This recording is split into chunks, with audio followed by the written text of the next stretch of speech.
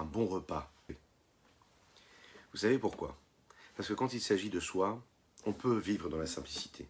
Mais quand on doit recevoir d'autres personnes, on doit le faire avec une belle hospitalité. Il faut toujours être généreux pour les autres, même quand on ne peut pas l'être pour soi, parce que la vie nous l'impose, par exemple.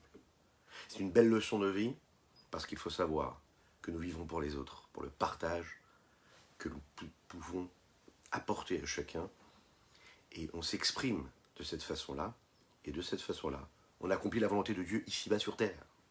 Le partage, le respect de l'autre, le don de soi, c'est ce que Dieu attend. Et lorsqu'il le voit, il nous tend sa main. Boker Tov les Koulam. Bonjour à toutes et à tous, je suis infiniment heureux de vous retrouver en cette magnifique matinée que Dieu nous offre sur la terre.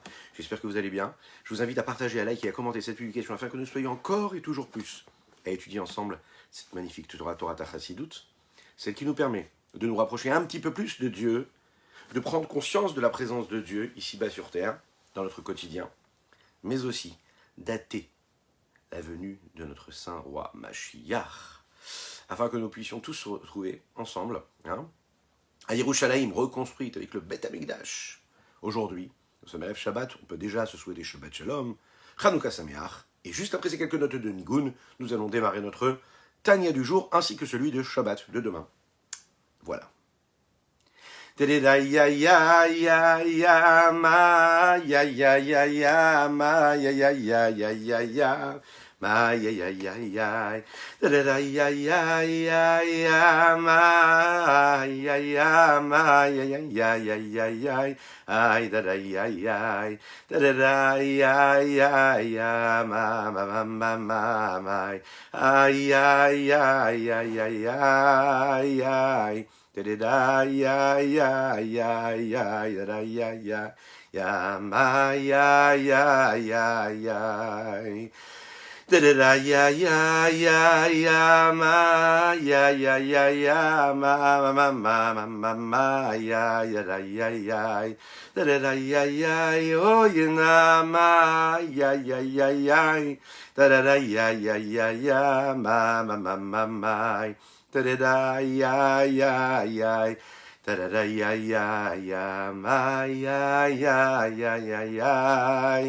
ya da ya ya ya ma ma ma ma ma ma ya ya ya ya da ya ya ya ya ma ya ya ma ma ma ma ma ma da da ya ya da ya ya oh yenam da ma ma ma ma ma ma ma ma ma ma ma ma ya ya da ya ya da ya ya ya ya ya da ya ya ya ay ya ya ya ya ya ya da ya ya ya ma ya ya ya ya ya ay ya ya ya ya da ya ya ya ya ay ya ya ya ya ma ya ya ya ya ya ya da ya ya ya ya ya ya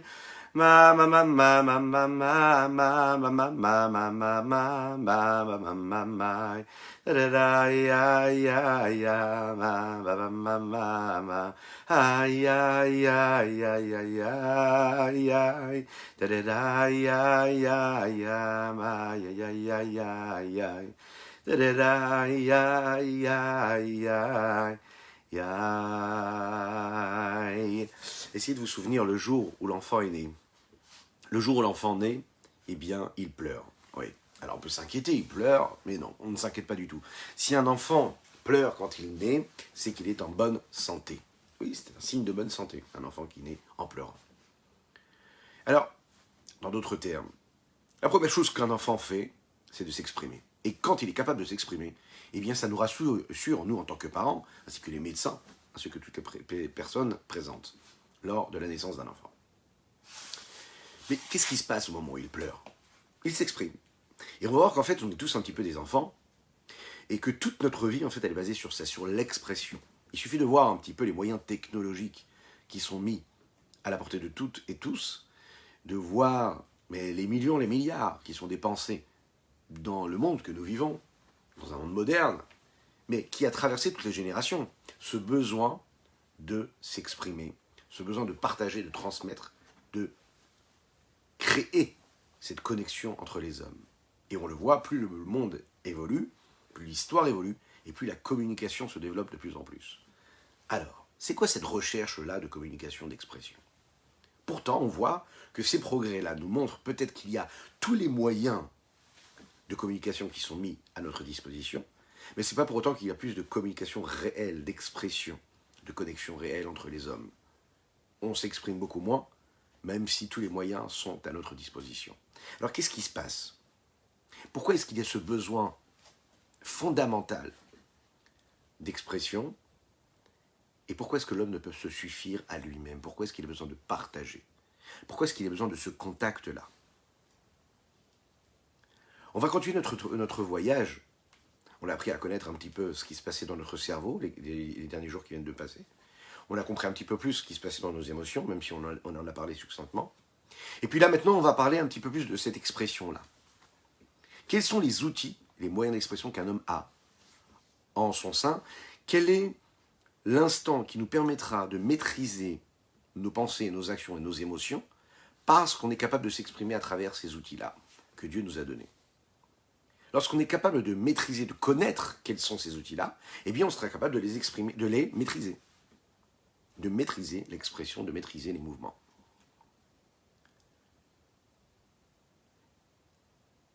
Qu'est-ce qui permet à l'intellect de s'exprimer d'une certaine façon et à l'émotion au cœur de s'exprimer d'une autre façon? Comme nous l'avons dit un petit peu plus tôt, l'âme est séparée en deux parties centrales, l'intellect et les émotions.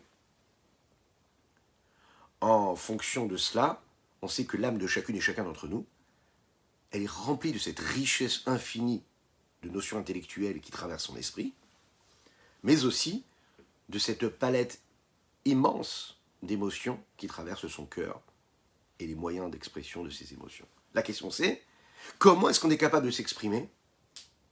Et comment on est capable d'exprimer, d'extérioriser ce que nous avons en nous? Est-ce que nous ressentons ou bien ce que nous comprenons dans notre intellect?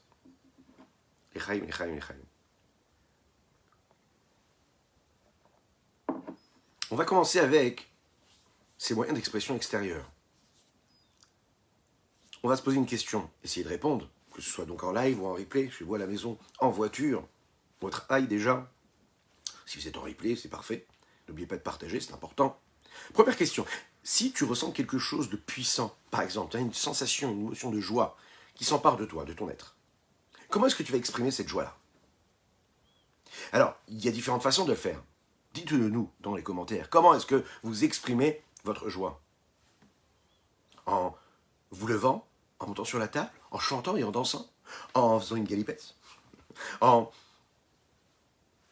dansant, en faisant des gestes physiques, des expressions de votre visage, en souriant, en ayant un visage éclairé, rayonnant, c'est l'expression d'une joie. Est-ce que vous êtes plutôt du genre à l'exprimer avec des mots, en le disant, en exprimant votre joie à travers des mots? Est-ce que vous êtes dans cette position-là de don de partage? Lorsqu'un homme est joyeux, quand il est heureux, il a envie de donner, il a envie de partager, il a envie de faire vivre sa joie aux autres. Il a besoin de le vivre avec les autres. Alors c'est une autre question, pourquoi est-ce qu'il a besoin des autres? Est-ce qu'il peut se suffire à lui-même? C'est une autre question. Mais en tout cas, l'expression de sa joie, elle se vit de cette façon-là. Prenez un exemple inverse. Lorsqu'on a un sentiment qui n'est pas de joie, qui est inverse, un sentiment de souffrance, de douleur, par exemple, Chas Shalom, que Dieu nous en préserve. Comment est-ce qu'on exprime cette souffrance-là, cette douleur, ce mal-être? Alors, il y a différentes façons aussi. Il y en a qui vont pleurer, il y en a qui vont avoir une figure un petit peu renfermée sur eux-mêmes, qui vont être tristes. Voilà, l'inactivité, l'inaction, le retrait. Parfois, il y en a d'autres qui vont exprimer cela à travers un cri. Parfois, le silence va être encore plus assourdissant que le cri qui exprime la douleur. Parfois, de la dureté, parfois de la fermeture, parfois de la méchanceté, qui va s'exprimer pour justement extérioriser le mal-être. Lorsque l'on voit un enfant, on regarde un enfant. Lorsqu'un mari regarde son épouse, lorsqu'une épouse regarde son mari, elle doit être capable de voir à travers les émotions qu'il a, de détecter quelle est l'expression de quoi est cette émotion qui est en train de se développer, de se dévoiler à lui ou à elle. C'est le test en réalité. On doit être capable de voir ce qui se passe derrière. Parce que l'expression que nous ressentons, ce sont les conséquences d'un état émotionnel que nous ressentons à l'intérieur de nous-mêmes. C'est-à-dire que ce que nous extériorisons et que nous offrons aux autres, ce que nous partageons avec les autres, ce que nous exprimons, c'est le reflet de ce qui se passe à l'intérieur de nous-mêmes, même parfois dans notre inconscient. Parfois, on ne maîtrise même pas, on ne sait même pas pourquoi on est joyeux ou pas. Mais on ne sait pas qu'en réalité, la situation dans laquelle on est, elle dépend d'un état qui a été initié par une émotion de joie ou une émotion de tristesse que nous avons eue juste avant et qui nous a ancrés dans cet état d'esprit-là. Lorsque tu rentres à la maison et tu rentres du travail, que tu as eu tel ou tel événement à gérer et que ça s'est bien passé, tu vas rentrer à la maison un peu plus joyeux. Lorsqu'une épouse sait qu'elle a pu bien gérer sa journée, son quotidien, bien s'occuper de son foyer, de ses enfants, et qu'elle sait qu'elle peut accueillir son mari comme il faut, elle ne sait pas pourquoi, mais elle va être accueillante. Ok ? Mais si on analyse, il y a eu une cause, il y a eu quelque chose qui a initié cela. Ce qui veut dire ici que quand on va regarder un petit peu les conséquences, on va comprendre aussi les causes. Et quand on est capable de maîtriser les causes, on est capable même de maîtriser, en fait, en réalité, ce qui conditionne les causes et donc les conséquences. Et là, on devient un homme, parce qu'on maîtrise tout ce qui initie les causes et les conséquences. Et là, on peut aller où on veut, et on peut décider de ce que l'on veut de notre vie. On devient le maître, on devient un homme, puisque l'intellect dépasse les sentiments et qui dirigera, en réalité, tout ce qui se passe un petit peu plus bas.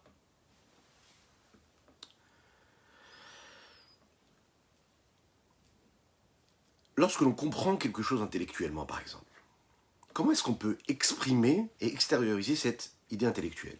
Comment est-ce qu'on peut associer d'autres à cette idée-là? Eh bien, la possibilité qu'on a, première, c'est déjà de parler, de l'exprimer, de le dire, de l'expliquer, de l'écrire, de la matérialiser, de l'amener, de l'exprimer à travers une œuvre, par exemple,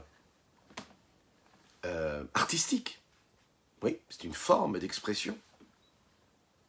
Faire une belle peinture, un beau dessin. En conclusion, on peut voir qu'en réalité, quand on est capable d'organiser un petit peu, de maîtriser tous les moyens d'expression que nous avons en nous, eh bien, on est capable de dire qu'en réalité, à travers la parole ou l'action, puisque ça se résume à ça, l'homme peut faire sortir et extérioriser ce qu'il y a dans son intellect, ou ses sentiments, ou les réaliser, ou les assumer et les exprimer à travers l'action, la réalisation. Jusqu'à maintenant, nous avons parlé de l'expression de ce que nous ressentons, de ce que nous réfléchissons en nous, vers l'autre, à travers la parole et l'action. La question c'est, comment est-ce que nous-mêmes, nous pouvons être capables de voir et de scruter ce qu'il y a en nous-mêmes? Je m'explique. Non pas dans l'expression à l'autre, vers l'autre, pour l'autre, mais dans ce qui se passe en nous. Est-ce qu'on a cette capacité-là de scruter, de voir ce qui se passe et ce que nous ressentons? Souvent, ça nous arrive. On a une sensation, une émotion qui est en nous, on est envahi de quelque chose, on ne sait pas pourquoi. On a de la joie ou parfois de la douleur. Ok? Parfois, ça vient subitement. Parfois, il n'y a rien, à première vue, qui nous prouve pourquoi est-ce qu'on est dans cet état émotionnel. La pensée, elle peut nous permettre d'aller comprendre ce qui se passe. Et donc, si elle nous permet de comprendre ce qui se passe, elle nous permettra aussi de diriger le reste de nos moyens d'expression. Vous savez ce que c'est la pensée? C'est un petit peu comme quand vous mettez les différentes chaînes de radio. Eh bien, la pensée, c'est une de ces chaînes-là, un de ces canaux très personnel qu'il y a chez l'homme, qui est très profond, qui nous permet en fait d'être conscient de ce qui se passe en nous. La pensée, elle reçoit des informations des membres du corps, de ces potentiels de l'âme, elle les fait monter vers notre conscience. Et puis, une fois que cette conscience-là a pris possession de ces informations-là qui sont dites des membres du corps, de ce qu'il ressent, il y a donc la possibilité de maîtrise vers le bon ou vers l'inverse du bon, et diriger ces énergies-là qui viennent du corps. La pensée, c'est le moyen d'expression de l'intellect, mais aussi du sentiment. Deux choses. L'expression de l'intellect, c'est que la pensée, elle permet à l'homme d'être conscient de ce qu'il a comme intellect en lui, c'est-à-dire d'être conscient même de l'influence que ces analyses intellectuelles peuvent produire chez lui. La pensée, par exemple, elle permet la sagesse, elle permet le discernement, elle permet le savoir, elle leur permet de correspondre l'un avec l'autre et d'initier l'autre, l'un à l'autre. Admettons, un homme a une idée, une fulgurance qui lui vient, l'idée du siècle. Chorma, le flash. Et bien juste après, il faut qu'il y ait la bina. La bina, elle se met au service de la chorma pour pétrir l'idée, pour l'approfondir, la discerner, pour aller jusqu'au bout. Faire quelque chose qui nous permettra de nous épanouir dans cette pensée-là qui a été initiée. La pensée, donc à ce moment-là, elle va simplement organiser les potentiels, les forces que l'intellect a et permettre en fait tout un processus qui va se mettre en route de considération bien ordonnée qui donneront la possibilité à la pensée de renvoyer des messages à la sagesse qui, elle, va renvoyer des messages à la bina, à la compréhension et au discernement. Et cet approfondissement envoie encore une fois des messages à travers cette pensée-là à la chorma qui, elle, va encore une fois essayer de trouver quelque chose de nouveau, une nouvelle idée. Chacun enrichit l'autre. Ça, c'est l'expression intellectuelle, mais aussi l'expression du sentiment. La pensée, elle fait monter les sentiments qu'un homme peut ressentir vers sa conscience. Et elle permet à l'homme, en réalité, de les connaître, de les maîtriser, et donc de vivre avec, de travailler avec. Un homme, par exemple, peut vivre de longs jours, de longs mois, de longues années parfois même, de longs moments, dans un état de tristesse, de désarroi profond, sans en être conscient. On va le croiser dans la rue, non? Tout va bien? Il ne sait pas en fait qu'il est en train de traîner en lui quelque chose, une lourdeur, quelque chose de très profond qu'il n'est pas capable, lui, d'expliquer. Mais c'est le cas, c'est comme ça. Il ne sait pas pourquoi. Au bout de quelques années, on lui dit « Mais tu sais que tu as un mal-être en toi ?» Et là, il va se poser, il va réfléchir, il va en parler, il va se rendre compte qu'il y a quelque chose en lui qui est très très profond. Il y a un mal-être qui l'accompagne dans tout. Donc en fait, c'est l'inconscient qui va à un moment sortir et devenir du conscient. De cette façon-là, on va pouvoir aller travailler dans les racines du problème de la souffrance et de la douleur et aller, de cette façon-là, grâce à la pensée, qui va transmettre ces informations-là à l'intellect et ensuite aux émotions, eh bien, changer, transformer, permettre un changement réel. L'Echaim. Nous étudions aujourd'hui pour la Refoua Shelema de Pinchas Ber, Ben Yentel, qu'Hachem lui envoie une guérison totale et complète. Nous étudions aussi pour le mérite de Rivka Bat Mesaouda, Ezrat Hashem en bonne santé jusqu'à 120 ans, et des bonnes nouvelles dans tous les domaines, ainsi que pour toute sa famille. En conclusion de quoi? Nous l'avons dit, il y a chez l'homme ces trois outils et ces moyens d'expression qui sont là à sa disposition, qui non seulement lui permettent de comprendre ce qui se passe en lui, mais aussi lui permettent de s'enrichir et d'évoluer, de grandir. Mahashava, Dibur Maaseh, les trois vêtements, les trois outils que l'homme peut avoir, la pensée, la parole et l'action. On a l'habitude de penser que les outils d'expression sont une partie de l'homme. La vérité, c'est que non. Ça ne fait pas partie de l'homme. Il y a l'homme et il y a les outils. C'est comme un homme qui s'habille de vêtements. Oui, quand je vois un homme marcher, je le vois avec ses vêtements, je ne vais pas dire « Oh, voilà donc un bon manteau », on le sait. La meilleure façon de faire une belle remarque, c'est de dire « Tu portes très bien le manteau que tu as sur toi ». Et non pas de dire « Ton manteau est beau ». Tu le portes très bien. Quelle est la différence? Parce qu'en fait, en réalité, le manteau c'est le manteau et la personne c'est la personne. Pourtant, quand je le vois avec le manteau. Ok? Elle est très belle ta veste. Ok, très bien, c'est pas moi, c'est la veste. Tu le portes bien, je te fais un compliment. Donc l'homme et ses vêtements, ce n'est pas du tout pareil en réalité. C'est deux choses différentes. Ok. Et si on va nous dire que la pensée, la parole et l'action, bien qu'on ait l'impression que c'est l'homme, ça n'est pas vraiment l'homme. Il y a l'homme et il y a l'homme qui se sert de ses vêtements, de ces outils-là, de ces moyens d'expression qui sont la pensée, la parole et l'action. Alors, c'est facile de le comprendre quand on parle ici de l'expression de la parole ou l'expression, l'extériorisation de ce que nous avons en nous à travers ce qui est extérieur à l'homme. Ça, je peux comprendre en fait que ça ne fait pas partie de moi. Parce que la parole est là pour l'autre, elle n'est pas pour moi. Parce que l'action que je fais, elle est là pour l'autre et pas pour moi. D'accord, c'est vers l'extérieur. Donc ça ne peut pas être moi. Par contre, on va avoir beaucoup plus de mal à comprendre comment la pensée de l'homme, c'est un outil extérieur à lui, à ce qu'il est. Vous imaginez? Cela voudrait dire qu'on aurait la possibilité de maîtriser notre pensée. Et si on est capable de maîtriser notre pensée, ça veut dire qu'on est extérieur à la pensée. Mais comment? La pensée, c'est l'homme. L'homme, c'est la pensée. Donc il y aurait une force qui initierait la pensée. Et c'est ce que la Chassidoute et le Rabbi Shimon Zalman va nous apporter ici comme élément très important. Lorsqu'on regarde vraiment dans la profondeur, on peut comprendre aussi et le voir, le dévoiler, que même dans la pensée, il y a quelque chose qui ne fait pas partie de l'intellect et des sentiments. Première chose, que ce soit les sentiments de douleur comme de joie, okay, d'amour, est-ce que ces sentiments existaient avant que je les ressente? Vous pouvez répondre à la question. Est-ce que la notion d'amour, la notion de joie, la notion de tristesse existait avant que je les ressente? Oui. Ok. Donc je vais aller, moi, dans cette banque-là de toutes ces émotions-là, et parfois je vais me servir de telle ou telle émotion. Elle existe déjà à ma disposition. L'intellect et la compréhension aussi, ça existe avant que je l'initie, que je la mette en mouvement. La notion intellectuelle, l'outil intellectuel, ce qui me permet de comprendre, oui, est-ce qu'il existe avant que je le mette en mouvement? Au moment où je réfléchis à quelque chose, oui, il existe. Alors je lui permets de s'exprimer. Quand moi je fais appel à ce potentiel intellectuel que j'ai, il existe avant moi. Donc il est extérieur à moi. La pensée, elle est là juste pour aider à organiser et à mettre de l'ordre un petit peu et à permettre l'ouverture, le développement. Elle permet à cet intellect-là d'éclore comme il faut, comme il se doit, ou bien au sentiment. Mais ça ne vient qu'en deuxième étape.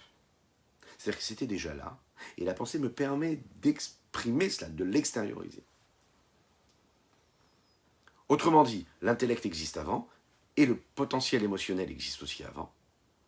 A priori, c'est ce qui se passe, donc imaginez à plus forte raison la parole ou l'action, que là, on le sait très bien, ça vient bien après la pensée ou les émotions. Deuxième élément qu'il faut savoir, c'est que la pensée ne s'exprime pas toujours. Qu'est-ce que ça veut dire? Et à la pensée, il y a des dizaines, des milliers de pensées qui passent. Elles arrivent et elles s'en vont aussi vite qu'elles sont arrivées, et parfois on n'en est même pas conscient en réalité. Mais elles sont là, elles ont traversé notre esprit. Mais elles ne s'expriment pas toujours. Parfois l'intellect ou le sentiment envoie des signaux, envoie un message, mais les moyens d'expression qui permettent de s'exprimer expriment autre chose. C'est-à-dire que je ressens en moi quelque chose, mais j'envoie un autre message à l'autre. Je suis en train de le tromper. Souvent on se trompe soi-même. Une émotion qui arrive, ok, je cache, j'ai un sentiment de gêne, de tristesse, et qu'est-ce que je fais? Je ne le montre pas. Je montre de la joie. Ça veut dire que là, en fait, j'ai réussi à maîtriser l'expression de mes sentiments et dissocier mes sentiments de l'expression de mes sentiments. On voit quoi ici dans cet exemple? On voit que je suis capable en réalité de bien comprendre que mes sentiments et les expressions de mes sentiments sont des choses qui sont extérieures à moi. Donc il y a l'homme qui est au-dessus, qui peut maîtriser ses sentiments et qui peut aussi maîtriser l'expression de ses sentiments. L'homme peut être au-dessus de sa pensée, de son intellect. Il peut décider de penser à ce à quoi il pense. Et il peut décider de penser, de dire, d'extérioriser sa pensée différemment de ce à quoi il pense. C'est la raison pour laquelle il peut penser blanc. Il peut penser blanc et dire noir. C'est justement le monde du mensonge dans lequel nous vivons. L'expression même du Rolam HaSheker dans lequel nous vivons. Lechaim, lechaim.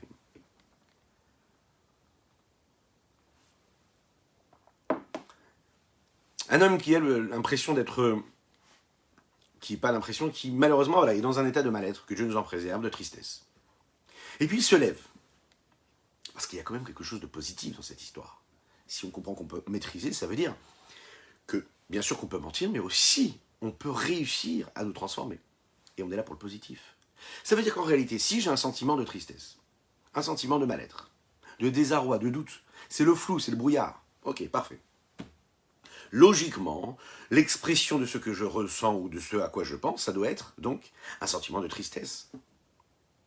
Là, je vais décider, je vais dire non. Puisque je suis au-dessus de ça, que je maîtrise mes émotions, mon intellect, j'ai la possibilité de changer en réalité mon état émotionnel. Comment? Je vais dire autre chose. Je vais me lever. Je vais dire je suis joyeux, je suis joyeux, je suis heureux, je suis heureux. Faites-le. C'est un exercice que vous pouvez faire chez vous à la maison. Et vous allez voir, vous allez être capable de changer votre état émotionnel.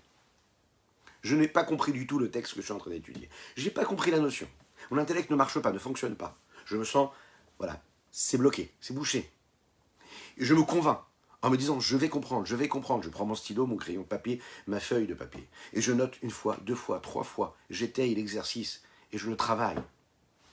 Je suis convaincu que je vais le trouver, et bien je vais arriver à transformer ce qui se passait dans mon intellect, qui lui était complètement bloqué. Pourquoi? Parce que c'est extérieur à moi. Et si c'est extérieur à moi, ça veut dire que je ne suis pas conditionné. J'ai la maîtrise de tout. Donc positivement ou négativement, on voit que le fait de dire que la pensée, la parole et l'action sont des expressions et sont des outils qui sont extérieurs à l'homme lui-même, c'est quelque chose d'extraordinairement magnifique. Et c'est une révolution, en réalité. D'un autre côté, est-ce que celui qui rit et qui sourit est obligatoirement quelqu'un de joyeux? Je vous laisse répondre. Est-ce que quelqu'un qui sourit, ça veut dire qu'il est joyeux? On est d'accord? Non. Un homme peut être très triste et renvoyer une image de quelqu'un de très joyeux. Oui, parce que c'est comme ça, la société, elle est là, et on doit s'exprimer de cette façon-là. Bon.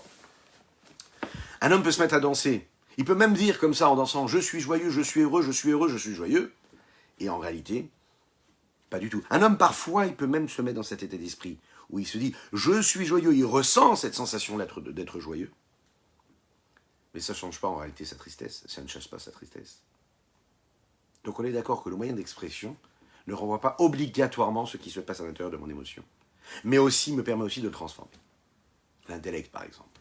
On sait tous que, par exemple, 1 plus 1, ça fait 2. Ok.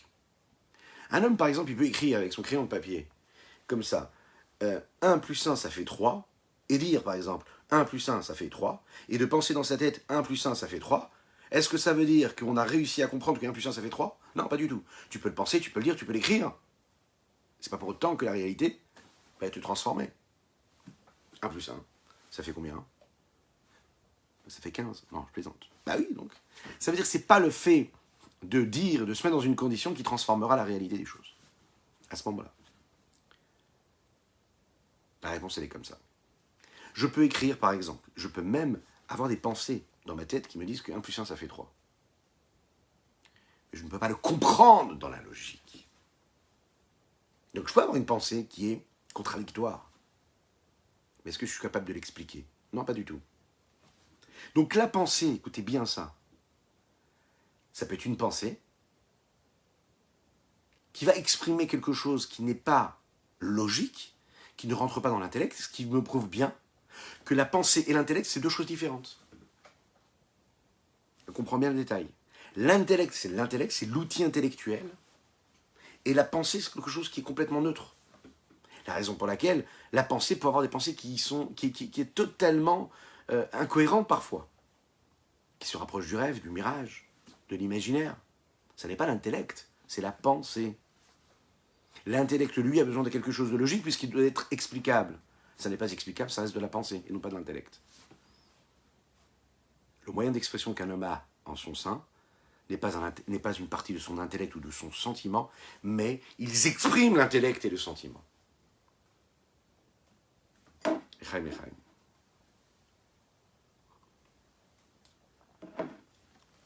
Dans la Kabbalah, ces moyens d'expression-là sont définis comme des levushim.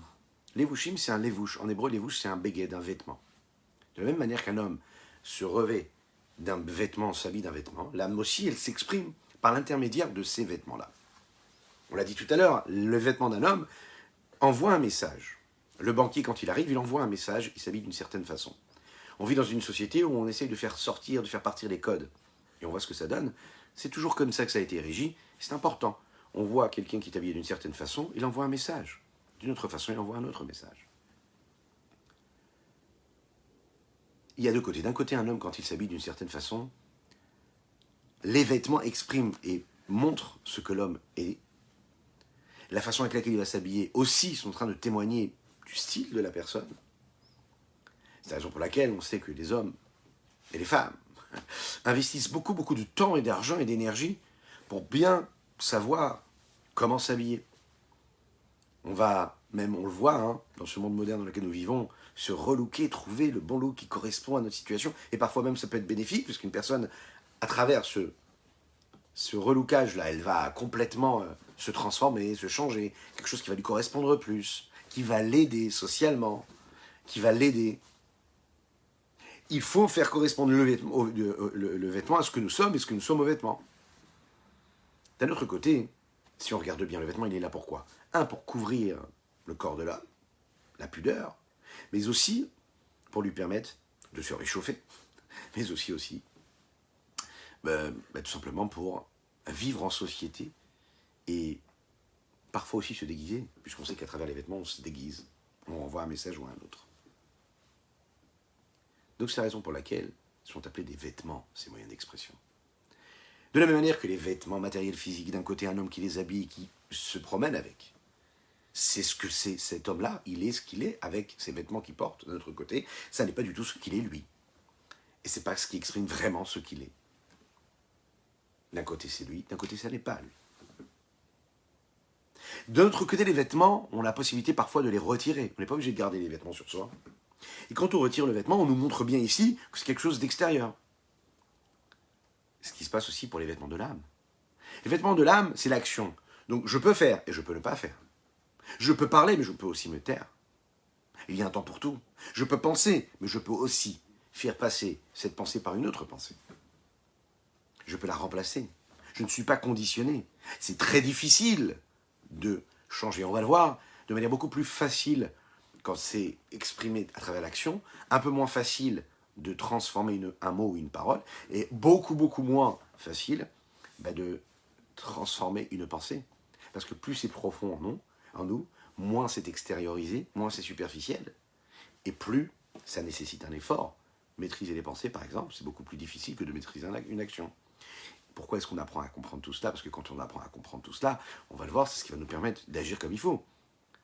Si je suis capable de comprendre que je peux maîtriser mes actions, eh bien, j'ai envie de faire chas v'chalila une avéra, quelque chose de négatif, mais je ne le fais pas. Voilà, tout simplement. Si je peux maîtriser mes paroles, je vais faire attention aux mots que je dis. Si je peux, on m'apprend et on me montre que je peux maîtriser, que je suis plus fort que mes pensées, je vais maîtriser mes pensées. Et on va nous donner des outils, là, dans les chapitres qui arrivent. Comment maîtriser ses pensées? Plus compliqué. La pensée, c'est profond. Pour faire teshuva, on va le voir aussi, c'est beaucoup plus facile, entre guillemets, de faire teshuva, de demander pardon à Dieu pour des mauvaises actions qu'on a pu accomplir. Pourquoi? Parce qu'on a matérialisé l'acte, que de transformer et que de faire teshuva sur une pensée. Puisque des pensées, on en a des dizaines, des centaines, des milliers à la seconde. Ou peut-être un peu moins.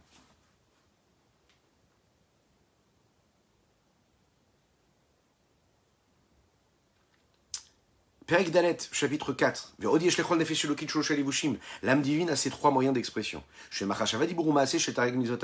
La pensée, la parole, l'action des 613 mitzvot de la Torah. Exemple. Lorsqu'un homme accomplit une mitzvah concrètement, ou toutes les autres mitzvot, prenons l'exemple de la tzedaka. Il prend une petite pièce, il la met dans la tzedaka. Par cela, Mashiach arrivera. Ou Bédibourg par la parole, ou Osek Befirouche Koltarek Mitzvot Veilchot et En. Il va être préoccupé et investi dans l'explication même, dans l'étude même de ces 613 mitzvot. C'est toujours les mêmes 613 commandements de la Torah. À un moment, il agit avec l'action, et à un moment, il en parle, il l'étudie, il l'exprime. Toutes les lois qui concernent ces lois-là. Par exemple, les lois qui concernent la tzedaka. Comment mettre une petite pièce dans la tzedaka, et par cela, Mashiach arrivera. Ou bien dans la pensée, troisième moyen d'expression, troisième vêtement de l'âme, c'est quand il réussit à comprendre, à saisir, Umasi kol ma'shev charlolé asik beparde sa Torah, et quand il réussit à comprendre et à saisir tout ce qui se passe dans les différentes parties de la Torah, à savoir le Pardes, ce grand jardin de la Torah, à savoir Pirouche, l'explication de la Torah. Remez, les allusions qu'il y a dans le texte. Drouche, ce qu'on est capable d'apprendre de ce qu'on est capable de comprendre et de saisir à travers les allusions, ou autres d'ailleurs. Et bien sûr le Sod, la partie ésotérique cachée, la partie fondamentale de la Torah, la partie profonde de la Torah. Donc, quand on va étudier ces 613 mitzvot, la pensée, elle nous permet d'aller dans ce territoire d'une richesse infinie et de traverser ces chemins-là dans tous les domaines et de toutes les façons. Donc il en ressort que quoi? Aré, shiklalut, tariak, evare, nafshu, lubashim, itarim, mitzvot Torah. La conséquence, c'est quoi? C'est que la globalité même des 613 mitzvot qui s'expriment à travers ces 613 forces, puisqu'on sait qu'il y a 248 membres et 365 nerfs artères dans le corps de l'homme, qui correspondent aux 248 commandement positif de la Torah, et au 365, aspect négatif, c'est-à-dire tout ce qui est interdit d'être accompli. Et à ce moment-là, qu'est-ce qui s'est passé? Eh bien, les membres se sont habillés de ces 613 mitzvot de la Torah. Echaim, echaim, echaim.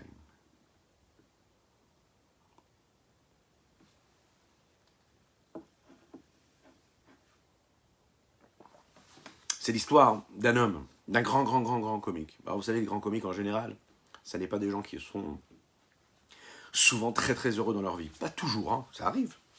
Mais ça ne veut pas dire qu'ils sont très heureux, ceux qui font rire. Et c'est là qu'on peut voir en réalité comment c'est un vêtement, c'est le moyen d'expression. Et ce que l'on dégage vers l'extérieur n'est pas obligatoirement ce que nous sommes.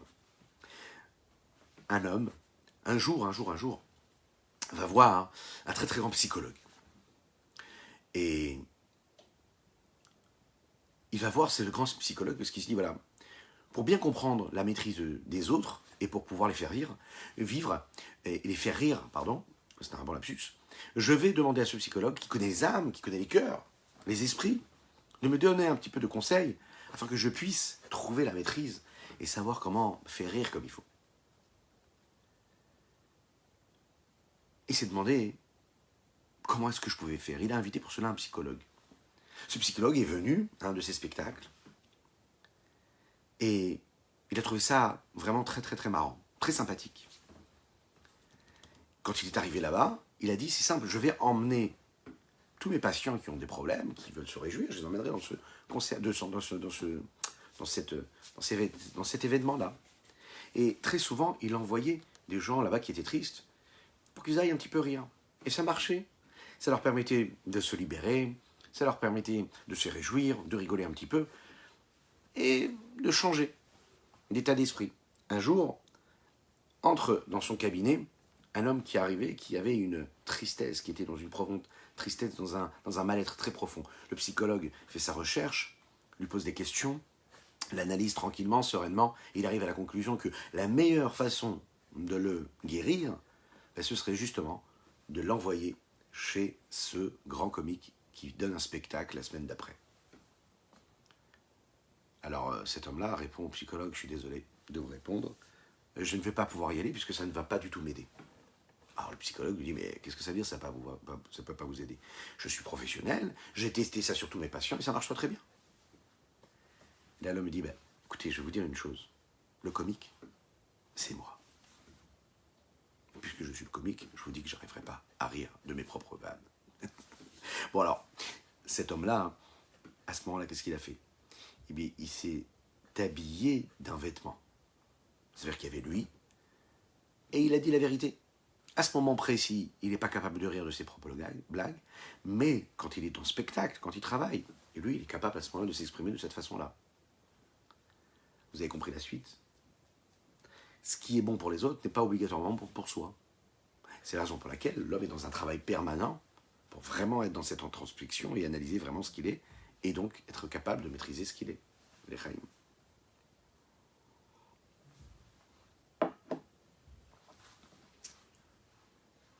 La question qu'on pourrait se poser, c'est qu'est-ce qu'a fait l'âme divine avec la pensée, avec la parole et l'action?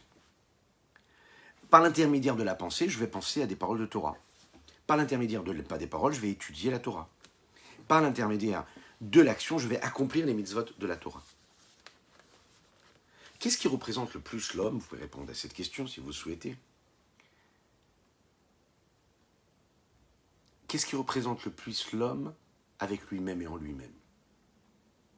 Et qu'est-ce qui représente l'homme dans son contact avec autrui?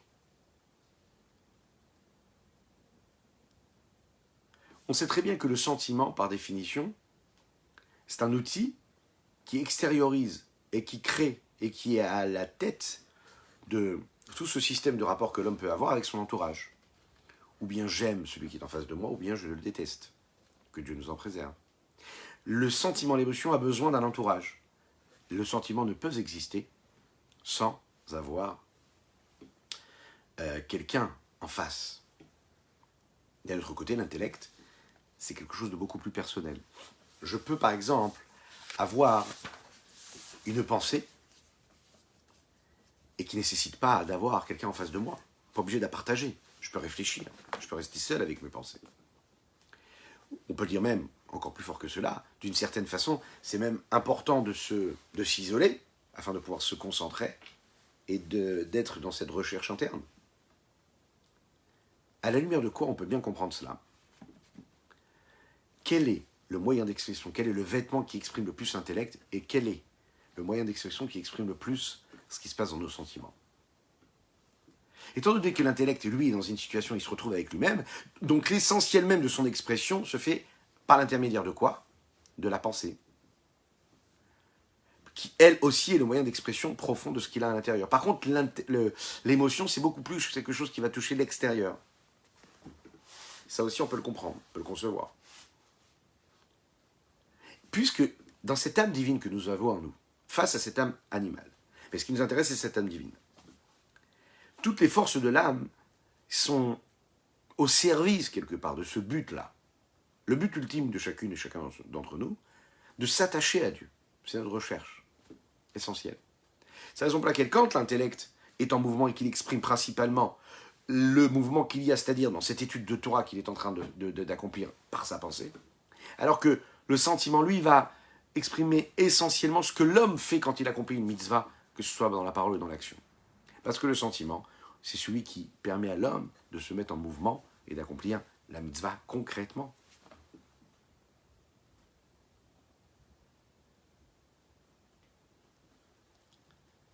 Ou bifratout. Regardons un petit peu de quelle façon ça se passe dans ces parties particulières et bien définies de l'homme. L'intellect. Le niveau de chorma, de sagesse, de compréhension, de savoir et de connexion qu'il y a dans son âme sont habillés, c'est-à-dire elles s'expriment en comprenant, Havana, quand il va saisir et comprendre ce qu'il est en train d'étudier dans les différentes parties de la Torah, en fonction de son potentiel et de la racine de la source de son âme, puisque pas tout le monde peut comprendre tout. On a chacun une racine, on a chacun une âme, et en fonction de la provenance de notre âme, eh bien on va comprendre, on aura des capacités plus ou moins développées, plus ou moins élaborées. Chacun son niveau en réalité. Le sentiment aussi. Via Midot et les différentes vertus qu'un homme peut avoir, les traits de caractère. Chez N, ils sont Ira ve'ava ve'anfeim toldoten, la crainte, l'amour et les dérivés, et tout ce qui découle de tout cela. Melubashot, Bekium Amizot Bemaasu Bedibour, elles viennent et elles s'expriment à travers l'accomplissement des mitzvot, que ce soit par la parole ou par l'action. Shut al Torah, Sheganet Kolam, par exemple, en étudiant la Torah, et on le sait, l'étude de la Torah, c'est ce qui nous amène à un niveau qui est plus élevé que tout, puisque ça correspond à toutes les mitzvot, l'étude de la Torah. Echaim.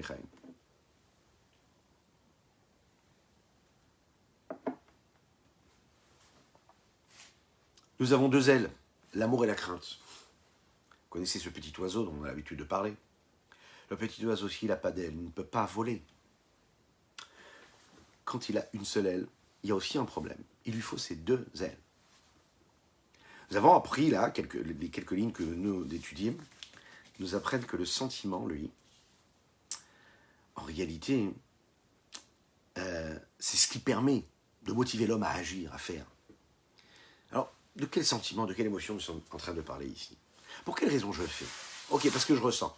Mais je ressens quoi? Est-ce que je ressens de la crainte, de l'amour, de l'envie, du désir? Est-ce que je le fais parce que je me sens obligé? C'est aussi un sentiment. Il faut savoir que le sentiment, lui, est partagé en deux. L'émotion qu'on est capable de ressentir, en général, c'est ou de l'amour ou de la détestation. Ou j'aime pas. Est-ce que ça m'apporte du bonheur ou est-ce que ça m'apporte l'inverse du bonheur? Est-ce que ça m'apporte du bien-être ou est-ce que ça m'apporte l'inverse du bien-être? Est-ce que ça m'apporte de la douleur ou est-ce que ça m'apporte de la joie véritable? Qu'est-ce que je ressens? Et en fait, ça peut être ou l'un ou l'autre. La Torah, le Tanya, la Chassidoute nous le dit. Qu'est-ce que c'est ça? Cette différence qu'on est capable de faire dans chaque émotion, c'est d'un côté la Hahava, l'amour, de l'autre côté la Ira, la crainte. D'un côté le Chesed, la bonté, la première de toutes ces midotes-là, les vertus, et de l'autre côté la Gvura, la rigueur. Hahavat Hashem et Irat Hashem. L'amour de Dieu et la crainte de Dieu. La Torah, elle nous demande d'aimer Dieu. C'est ce que nous disons tous les jours dans le Shema Israël. Et tu aimeras ton Dieu. Tu dois l'aimer. De tout ton cœur, de toute ton âme, de tous tes moyens. Par tous tes moyens. D'un autre côté, on nous demande de le craindre. Il y a marqué quoi? Tu dois craindre Dieu. Alors comment est-ce que j'exprime mes sentiments? Comment est-ce que je vis mon contact, mon lien avec Dieu? Est-ce que je le vis à travers l'amour ou à travers la crainte? Les deux. On doit avoir ces deux ailes-là. Et la Kabbalah va nous expliquer qu'en réalité, les sentiments cachent et voilent ce qu'il y a à l'intérieur vraiment de notre volonté profonde, et que ces sentiments-là nous permettent d'élever les mitzvot qu'on est capable d'accomplir ici-bas sur Terre, et qu'un acte qui peut nous paraître totalement insignifiant, totalement banal, va prendre une dimension phénoménale, parce qu'on va l'accompagner d'amour de Dieu ou de crainte de Dieu. On les fait élever, la Kabbalah nous le dit, à des niveaux qui sont supérieurs, à des mondes supérieurs, on les rapproche de Dieu. Cet oiseau-là qui va prendre l'action qu'on vient d'accomplir, et qui va l'emporter vers Dieu, vers le haut, vers ces mondes supérieurs, a besoin de ses deux ailes. Et si on lui donne l'amour et on lui donne la crainte, alors il peut voler comme il faut. L'amour d'Hachem, qu'est-ce que c'est? Qu'est-ce que ça m'apporte, moi, d'aimer Dieu? Eh bien, l'amour, ça fait entrer en l'homme de l'énergie positive. Elle me donne de la motivation. Lorsque j'aime Dieu de manière naturelle, je vais chercher à tout faire pour me rapprocher de lui. La meilleure façon de se rapprocher d'Hachem, c'est en accomplissant une mitzvah. C'est la raison pour laquelle aimer Dieu, ça donne à l'homme de l'énergie, de la motivation d'accomplir 248 mitzvot. Imagine un petit peu. On voit très très bien, quand on dit Ve'afta et Hashem Elokecha, tu aimeras ton prochain, tu aimeras Dieu, ton Dieu, Hashem ton Dieu. Quand on lui demande quoi juste après, on lui dit on lui demande de mettre les téphilines. Autrement dit, tu aimes Dieu, prouve-le tout de suite par un acte très concret qui peut paraître totalement insignifiant, sans pensée particulièrement profonde. Prendre des téphilines et les mettre autour du bras. Tu as aimé Dieu, exprime-le tout de suite. Dans la vie de tous les jours, c'est ce qui se passe aussi également. La meilleure façon d'exprimer les sentiments, les émotions, d'exprimer l'amour qu'on a pour son épouse, ses enfants, c'est quoi? C'est pas les grands discours. C'est pas des grandes leçons, les grandes remises en question. C'est d'agir, de faire. Une action concrète. C'est des actes qui prouvent. Le Rabbi Shlomo Zalman nous dit ici, celui qui accomplit une mitzvah véritablement, c'est celui qui aime Dieu véritablement. Autrement dit, tu ne peux pas accomplir sans aimer Dieu. Et tu ne peux pas aimer Dieu sans accomplir. Un juif du cœur, bien sûr que ça existe. Mais le juif du cœur, il laisse exprimer son cœur à travers l'action. Parce que tu aimes, alors tu fais, t'agis.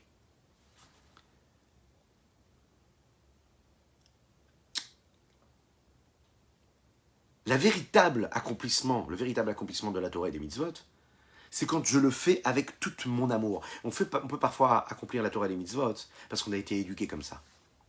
On peut accomplir la Torah et les mitzvot parce qu'on est né dans une famille parfois religieuse. Parfois pas du tout, parfois par tradition. Si on ne va pas rechercher cet amour pour Dieu, eh bien les actes, les pensées, les paroles que nous avons, elles perdent tout leur goût. On peut voir parfois des enfants, des jeunes, et parfois même des gens qui ont vécu dans des familles religieuses, qui se sont mariés, qui ont eu eux-mêmes des enfants, et que tout ce qu'ils font, ils le font parce qu'il faut le faire, parce que la société l'exige. Ils ont perdu l'âme de cela. Pourquoi le faire? Pourquoi est-ce qu'ils ont perdu l'âme? Parce qu'ils ont oublié, malheureusement parfois, et c'est la routine qui fait ça, d'aimer Dieu. Il faut aimer Dieu. Si tu cherches à aimer Dieu, tout ce que tu feras, ça reprendra du goût. Autrement dit, ça te saoule, pour prendre des expressions. Ça devient compliqué. Ce qui me permettra de répondre à une question, justement, d'une personne qui est dans cette situation, qui me demandait, et qui disait, voilà, je peux tout connaître, je peux savoir, je connais ça, j'ai étudié ces notions, j'en suis conscient, je peux les lire, je les comprends tout de suite. Ça fait plus écho en moi, Chazé Shalom. Je vois pas ce que ça peut m'apporter. Le Tanya, le Rabbi Shlomo Zalman nous dit ici ça. Il nous dit, il faut que tu aimes Dieu.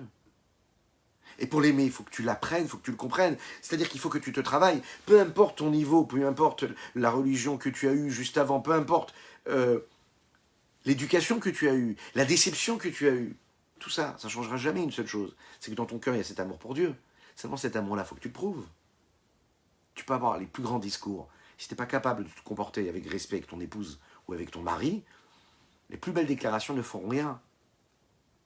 Il faut un acte concret. Il faut une façon de se comporter. Il faut un respect véritable. Pour Dieu, c'est pareil. Il faut le faire avec sérieux. Tu vas mettre tes téphilines, tu le fais mécaniquement depuis des années. Tu vas dire, non, je réfléchis à ce que je suis en train de faire. Je mets les téphilines, c'est l'expression de l'amour que j'ai pour Dieu. Ah, j'arrive pas à le ressentir. Eh ben oui, tu n'arrives pas à le ressentir parce que tu n'en es pas plus conscient. Si tu te mets dans une situation où tu dis, je veux ressentir ce qui se passe, je suis en train de m'attacher à Kadosh Baruch Hu, à Dieu, je suis en train de craindre Dieu, je m'inscris dans quelque chose de global, d'énorme, de grandiose, je m'inscris dans quelque chose qui est éternel, dans une petite bougie que j'allume à 2000 ans après la destruction du temple. Je continue à le faire, comme mes parents, mes grands-parents, mes grands-parents. Je fais partie, je m'inscris dans cette éternité. Je retrouve l'amour quand je suis conscient de ce que je suis en train de faire. Oui, là, je retrouve l'amour d'Hachem. Donc, l'émotion, elle est au service de l'accomplissement. L'émotion d'amour est là pour servir la façon avec laquelle je vais faire. D'un autre côté, l'amour d'Hachem ne suffit pas. Je vais peut-être courir pour faire une mitzvah, mais c'est pas sûr que je ferai attention à tous les détails.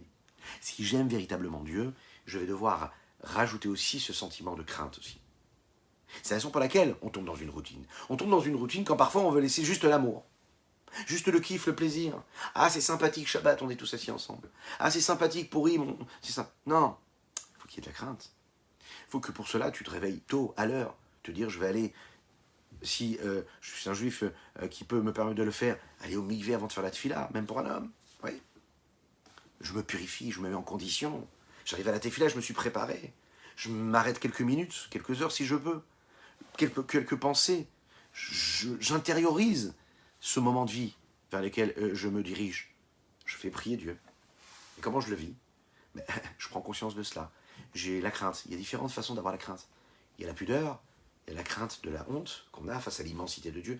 Il y a la crainte du ciel, celle qui est... Je sais qu'il y a un boss sur cette terre-là, sur cette humanité, sur ce monde-là, dans lequel nous vivons. Et donc, j'ai vraiment peur de faire l'inverse de sa volonté. Bon, c'est une crainte banale, basique, mais parfois qu'on oublie d'avoir. Il y a la crainte c'est la pudeur. Ça veut dire quelque chose de bien profond. L'homme a quelque chose, ressent quelque chose de profond en lui, et puis il ressent qu'il ne se sent pas capable de faire quelque chose qui soit l'inverse de la volonté de Dieu. Quand on aime une personne, on ne fait pas l'inverse de sa volonté. Alors quand on est conscient de l'amour de Dieu, on se dit, je vais être méticuleux, je vais faire les choses comme il faut. Je vais être vraiment méticuleux sur les mots, la façon avec laquelle je fais la tefila, la façon avec laquelle j'accomplis telle ou telle mitzvah. Je ne le fais pas comme ça parce qu'il faut le faire. Je vais respecter le Shabbat méticuleusement, pas parce que c'est des contraintes.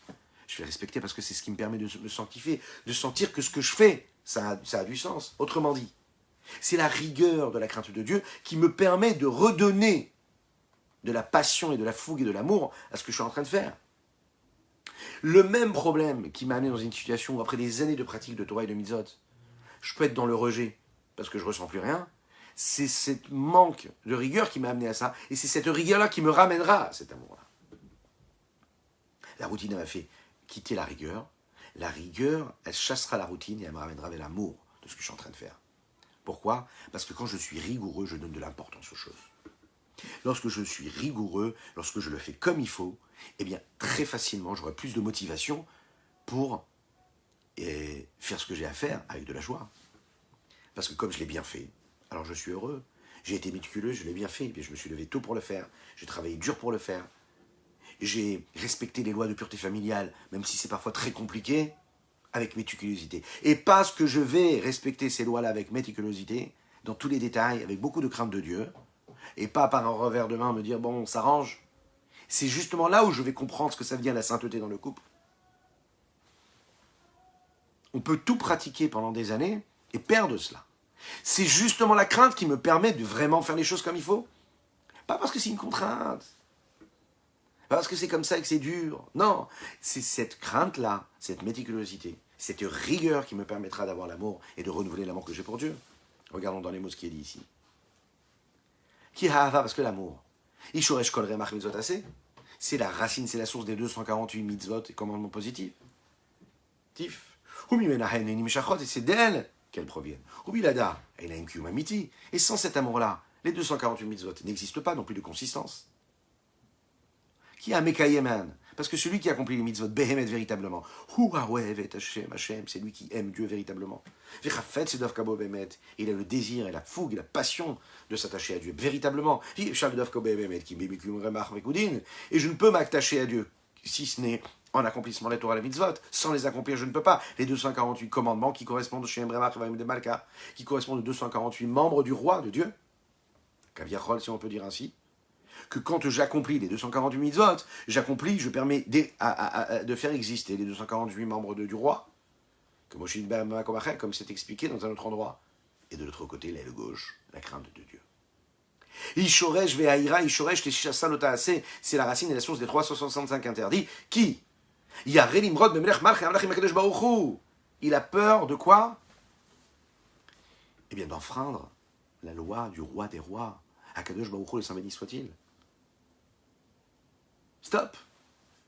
Il n'y a pas de question à se poser. Il n'y a pas je ressens pas, je veux, j'ai compris, j'ai pas compris. Je sais que le roi des rois demande que je sois vigilant, que je sois méticuleux sur tel ou tel sujet. Eh bien, je suis méticuleux, je fais ce que j'ai à faire au moment où je dois le faire. J'ai plus de force, j'ai pas la force. J'ai travaillé très dur, j'ai pas la force de faire la tefila le soir avant d'aller dormir, de faire le kriyat shema avant de dormir. Je le fais quand même, parce que je suis rigoureux, parce que je respecte les lois du roi des rois. Je ramène les choses à leur place. Cette rigueur-là, c'est ça qui maintient un homme. Il y a aussi, comme on l'a dit, la crainte profonde. Oh, ira pnimizo. Ou bien la crainte profonde, vous savez, la pudeur. Cette pudeur, vous savez, c'est cette honte-là, quand on est face à l'immensité. Dieu est tellement grand, on est tellement petit. On a honte. Quoi, je me permettrais d'agir de manière inverse à la volonté de Dieu? Je ne me sens pas capable de le faire. Cette crainte profonde-là, la mroténique vodo, de se dire je vais faire l'inverse de la volonté de Dieu, la sotara bena, faire quelque chose de mal à ses yeux. Kota vatacha ma chère Séné. Tout le dégoût, tout ce que Dieu pourrait détester. Et ma clipote vesitracha, je vais me laisser tomber dans les écorces qu'on a abordées quelque part, qu'on va aborder un petit peu plus tard, qu'on a abordé un petit peu déjà. Vesitracha, et toutes ces énergies, ces forces que le monde, qui est l'inverse de la Gdusha, l'inverse de la sainteté, nous offre. Et on sait que leur vitalité provient de l'homme du bas, c'est-à-dire l'homme inférieur. Et le fait qu'ils soient complètement happés par cela. Et comment, par quoi ils sont happés? Par par les 365 énergies qu'il y a dans les 365 forces, qu'il y a dans les 365 interdits de la Torah. Il en ressort que l'homme peut prendre le pouvoir et la maîtrise de son cœur, de son âme, de ses émotions, de sa volonté, de sa pensée, de sa parole et de son action. Il suffit juste de se rappeler qu'il doit d'un côté aimer Dieu et de l'autre côté le craindre. Nous avons conclu notre Tania du jour, ainsi que celui de Shabbat. Je vous souhaite un excellent Shabbat. Un Shabbat de joie véritable, un Shabbat lumineux, un Chanukah Sameach, que Dieu vous bénisse et qu'il vous protège. Qu'il inonde votre existence de bonté, de grâce et de miséricorde, de joie véritable dans tous les domaines, matériels et spirituels, dans une richesse infinie. Oui. Que Dieu vous bénisse. Et à très bientôt.